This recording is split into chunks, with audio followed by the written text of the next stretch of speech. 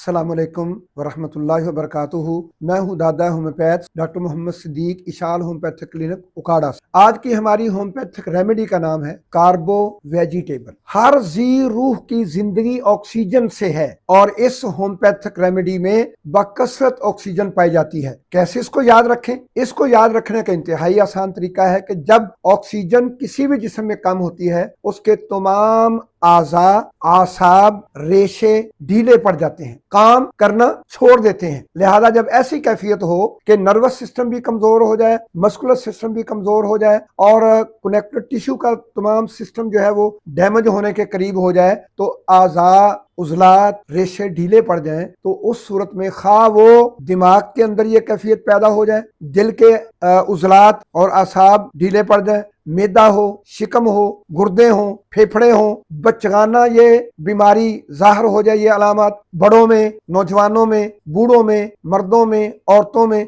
हत्ता के जो है जनाना मर्दाना जिनसी आज़ा भी अगर कमजोर हो जाए तो कार्बो वेजिटेबल को कभी नहीं भूलिएगा। और ये अल्हम्दुलिल्लाह ऐसी कामयाब तरीन होम्योपैथिक पोटेंसी है कि ये आखिरी सांसों पर मरीज को हौसला देती है, क्योंकि उसको ऑक्सीजन फराहम करती है और मरीज मरते दम तक भी हौसला नहीं छोड़ता है। तो ये ऐसी अल्हम्दुलिल्लाह मेडिसिन है। इसको 30 डोसों में 1 MCM में जरूर देंगे।